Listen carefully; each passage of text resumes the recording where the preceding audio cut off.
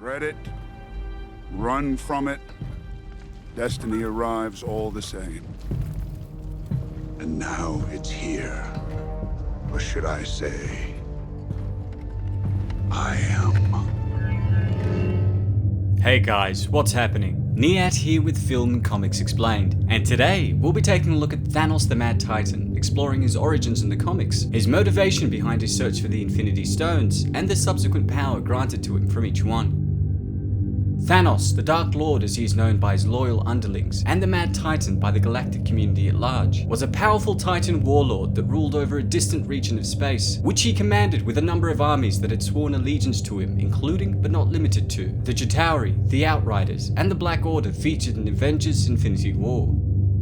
In the films, having witnessed the destruction of his home planet due to overpopulation and the rapid consumption of resources, Thanos saw firsthand the dangers of an unchecked populace, and with this, the Titan set out to bring balance to the universe. While his view of the universe was based on logical observation, his means of achieving stability was severely warped, as he intended to use the power of the Infinity Stones to exterminate exactly half of all life in the universe. Thanos was one of the last sons of Alaz, progenitor of the second colony of Eternals on Titan, and Susan, the last survivor of the original settlement of Eternals. Born with purple, hide-like skin and a massive body due to his deviant syndrome, the boy was treated as an outcast and was despised by even his own family, especially his mother, who was driven mad at the sight of the baby and attempted to kill him after his birth. Despite his unusual appearance and introverted nature, Thanos was generally well accepted by his peers, who saw him as a mild-mannered intellectual that dreamed of becoming a scientist, much like his neglectful father. However, unknown to everyone around him, the boy began developing an unhealthy fascination with death, and though he drew pictures of deceased creatures, the thought of actually performing a dissection sickened him. Thanos' life soon reached a tipping point when a mysterious girl convinced him to explore a dangerous cave together with his friends in an attempt to overcome his fear of killing. A cave-in separated Thanos from his friends for 3 days, during which he refused to even think of murdering the other creatures that lurked underground for sustenance. But when he eventually found his friends, they had all been killed by the very animals he'd refused to destroy. This would prove to be the first of many lessons in his life that helped him shape his ultimate view that death was required in order for life to thrive. By the time he was a teenager, Thanos excelled academically and learned faster than he was being taught. He also began vivisecting creatures in secret to learn more about his abnormal genetic makeup, and the girl that had initially helped him overcome his fear of taking a life soon became his most trusted confidant. His search for ultimate knowledge soon escalated into the killing of fellow Titanians, carrying out the first murders that had ever been committed in the history of Titan. Despite promising never to do it again, Thanos eventually went on to kill numerous times, going on to claim the lives of 17 more Titans, before taking the life of his mother, hoping to find in her body the key to who he was both physically and spiritually. This entire experience ultimately left him traumatized and led the Titan to flee his home world, finding a menial job with a pirate crew and witnessing the dangers of overpopulation from the planets that they visited, which were all being used unsustainably. I know what it's like to lose. Feel so desperately that you're right. Yet to fail, nonetheless. Thanos also fathered many children during these years of exploration and travel, all of which he'd abandoned, taking after his neglectful father. Returning to his home planet in secret, Thanos tried once again to woo the mysterious girl from his youth, who, after learning of the many women he'd been with, demanded that he proved he belonged to only her.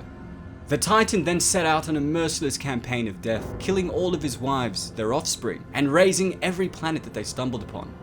In the comics, after his impressive display of dedication to her, his confidant soon became his companion, and Thanos began to realize that nobody else could see his love, after which she revealed that she was actually the physical manifestation of death itself. Everything that Thanos did after that moment, including the search for the Infinity Stones, was motivated by his desire to please death itself. To challenge them is to court death.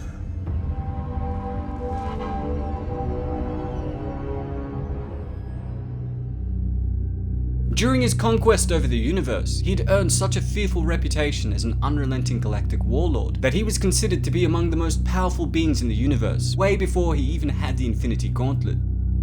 In the film adaptations, sometime after the fall of Titan, Thanos began to believe that the universe's rapid increase in life was depleting its finite resources at an unsustainable rate, which would eventually cause the destruction of the universe itself.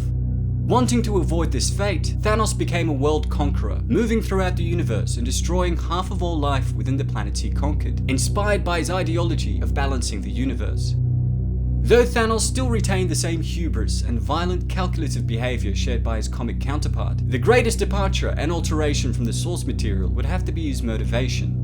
In the comics, Thanos was obsessed with the female personification of Death, whom he had loved, and it was a desire to please her that led him to become the most powerful being in the universe. This changed for the films, and his obsession with Death was replaced with an obsession for balance in the universe, and as a result, Death has now become a means to his ultimate goal. Pretty, isn't it? Perfectly balanced, as all things should be.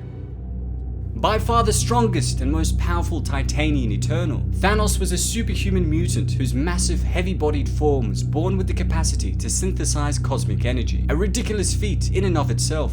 Over time, he has also increased his powers through bionic amplification, mystical enhancements, and as a result of being resurrected by Death. Superhuman strength. Thanos possesses vast superhuman strength, the full limits of which aren't yet known. Death has also increased his strength to levels rivaling or surpassing those of the physically strongest Eternals. As mentioned before, he could also augment his strength with cosmic energy, which is how he was able to crush the Tesseract to reveal the Space Stone in one hand. Superhuman intelligence.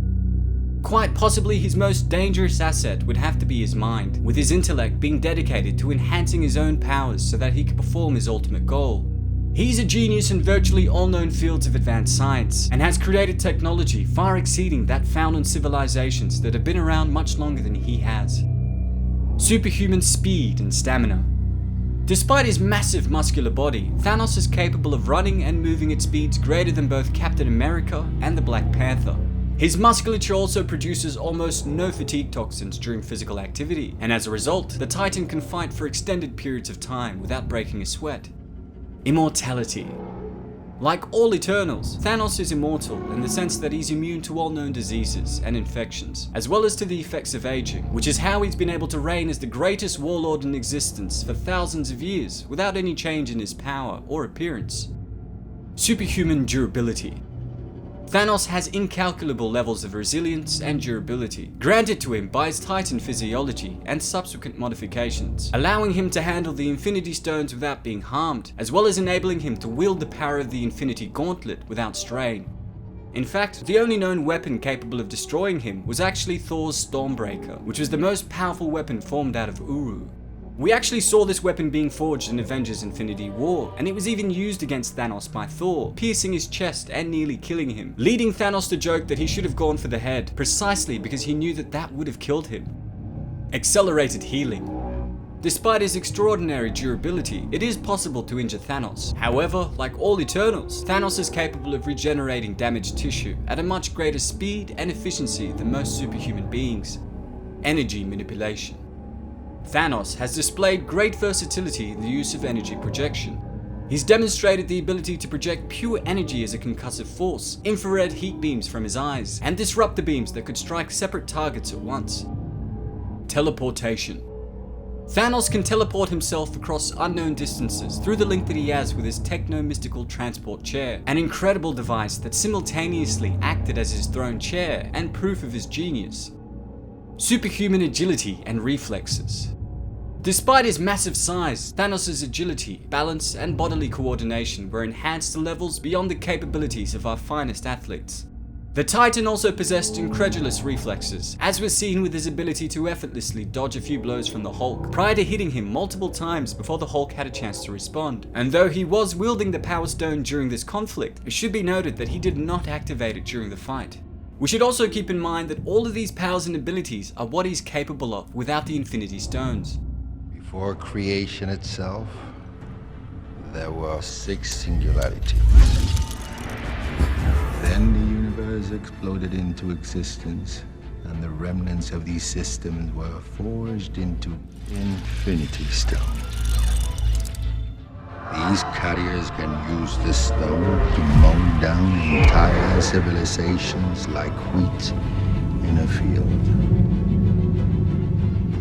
There's a little pea coming out of me right now.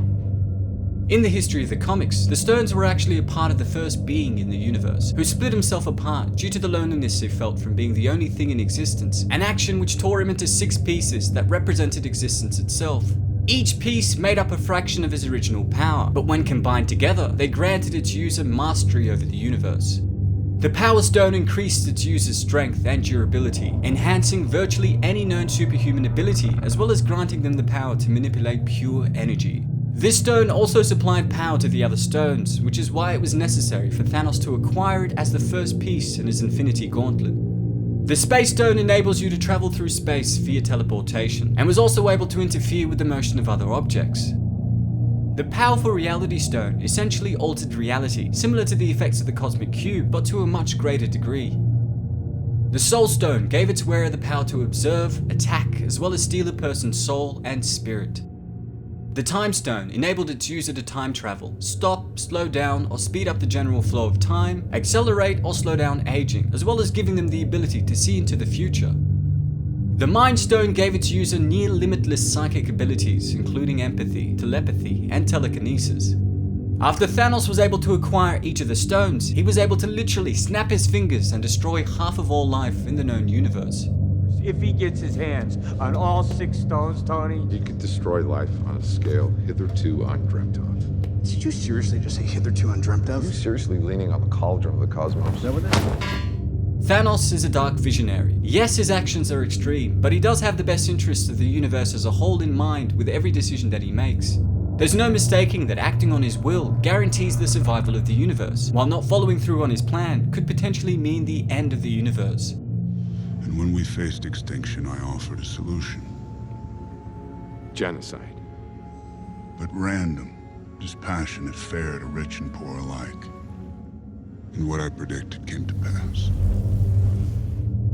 I plan on covering the Infinity Stones in more detail down the line, as well as exploring the powers and origins of a few Marvel characters we're about to see in the upcoming films, like Adam Warlock and Captain Marvel, who play an important role in the comics with regards to stopping Thanos. Well, that's all for today, folks. Thanks to all of you guys who requested we take a look at Thanos. If there's any other stuff you'd like me to check out, please don't hesitate to ask. As always, it's been a pleasure. Niyat here with Film Comics Explained. Thanks for stopping by.